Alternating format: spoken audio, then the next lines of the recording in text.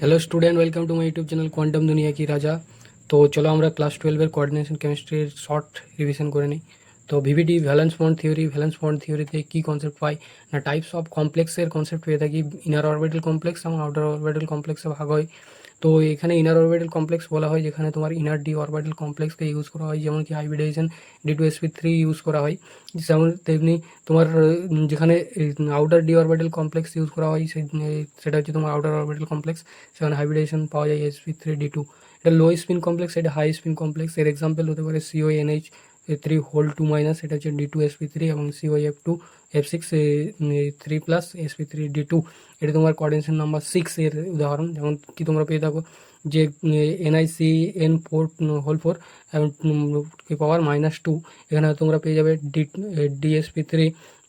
DSP2 এবং এখানে CL4 2-, এখানে sp3। এক্ষেত্রে তোমার ইনার অরবিটাল কমপ্লেক্সের স্কোয়ার প্যানেল, আউটার অরবিটাল কমপ্লেক্সের টেট্রাহেড্রাল ফর কোঅর্ডিনেশন নাম্বার 4। তারপরে তোমার CFT ক্রিস্টাল ফিল্ড থিওরি। তো CFT সম্পর্কে আজকে লেকচারে অতটা ডিটেলসে আলোচনা করা সম্ভব হবে না। তো এখান থেকে আমরা যেটা পেয়ে থাকি যে আইসোমারের কনসেপ্ট পেয়ে থাকি। আইসোমার কাকে বলা হয় না, same molecular formula but different arrangement in space.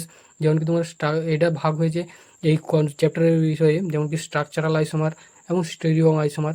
Structural আইসোমারের পার্টস আছে তোমার ionization isomer, hydrate isomer, linkage isomer, coordination isomer. পরের দিন এটা ডিটেলস তোমার এগুলোতে লেকচার আপলোড করা হবে। তারপরে stereo isomer, geometrical isomer, optical isomer.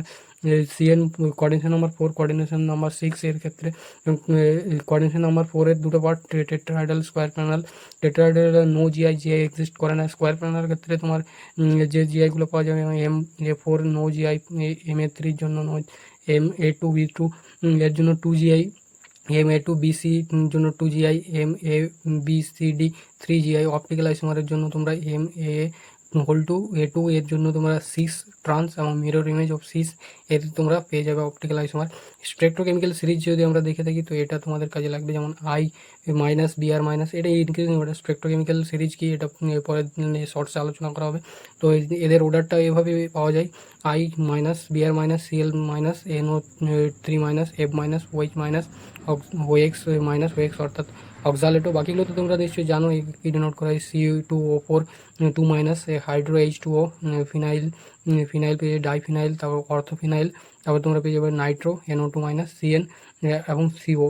ওকে, তো এটা হচ্ছে তোমার ডিটেলস শর্টস রিভিশন। তো যদি ভালো লেগে থাকে অবশ্যই সাবস্ক্রাইব করে দেবে। ওকে।